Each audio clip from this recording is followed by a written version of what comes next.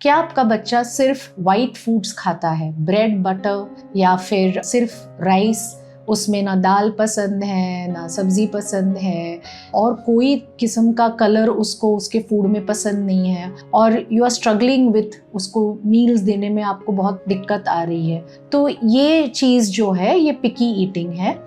I am doctor Rajeshwari Ganesh and I am a consultant developmental paediatrician. आज मैं आपसे पिकी eating के बारे में बात करना चाहती हूँ। पिकी ईटिंग जो है, बच्चे अक्सर when they are very small, 1-1.5 साल में से ही उनको ये सिम्टम शुरू हो जाते हैं। और कई बार ये क्यों होता है, क्योंकि वो एज में 1.5-2 इयर्स में अगर बच्चे को कोई बैड मेमोरी वो फूड के साथ जुड़ जाए, जैसे आपने दाल दिया हो और वो दाल बहुत हॉट था और उसके वजह से उनका जो है टंग जल गया, या फिर बहुत स्पाइसी था और उनको वो टेस्ट पसंद नहीं आया, तो कई बार रीजंस ऐसे छोटे छोटे होते हैं जिसके कारण बच्चों के माइंड में एक बैड मेमोरी सा हो जाता है, और जैसे ही वो फूड को देखते हैं उनको वो मेमोरी याद आ जाती है और उस कारण वो फूड को वो रिजेक्ट करते हैं। तो अब मेमोरी को तो हम कुछ कर नहीं सकते हैं, लेकिन ये मेमोरी के ऊपर हम अच्छे मेमोरीज तो बना सकते हैं। तो फिर इसीलिए खाने के टाइम पे इट इज़ वेरी इंपॉर्टेंट कि हम वो स्ट्रेस या टेंशन जो हमें होता है कि हमारा बच्चा कुछ नहीं खा रहा है, कुछ नहीं खा रहा है, इसके बारे में हम थोड़ा लोगों से थोड़ा कम बात करें। जब कोई रिलेटिव का फ़ोन आता है, हमको बस वही नहीं उनको बताना है, तो बच्चे सुन रहे हैं आपके बैकग्राउंड में, और उस कारण उनका जो वो स्ट्रेस है, जो मेमोरी है, वो उभर आता है, दे रिमेंबर इट मोर। तो पहले पिकी ईटिंग को हमें बहुत ठंडे दिमाग से और बहुत कूली इसको हैंडल करना है।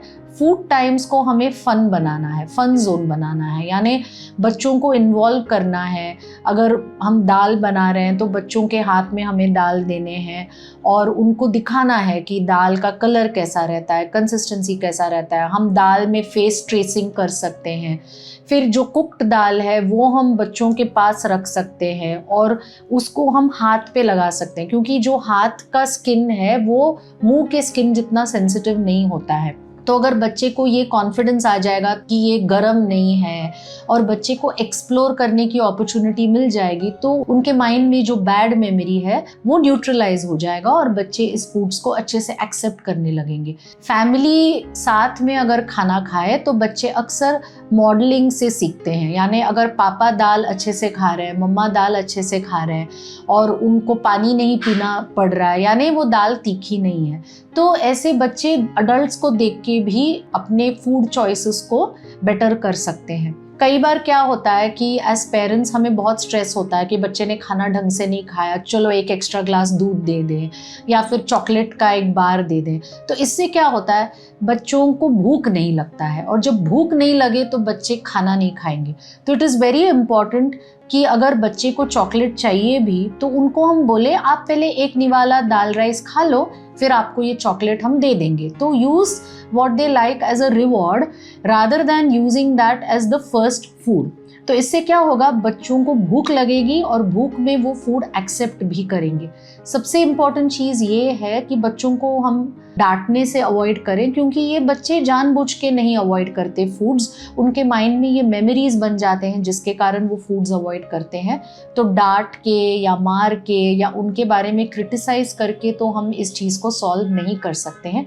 हैप्पी एनवायरनमेंट में बच्चों को रखें, आप भी हैप्पीली इस चीज़ को हैंडल करें, तो डेफिनेटली बच्चे इस चीज़ से उभर आएंगे। अगर ये सब स्ट्रैटेजीज करने के बावजूद भी बच्चा एक्सेप्ट नहीं करे फूड, तो आपको एक एक्सपर्ट को मिलने की ज़रूरत है, क्योंकि एक्सपर्ट डेवलपमेंटल पीडियाट्रिशियंस हो या न्यूरोलॉजिस्ट हो, वो बच्चे की टेस्टिंग कर सकते हैं और देख सकते हैं कि कुछ और रीज़न के कारण बच्चे फूड एक्सेप्ट नहीं कर रहे।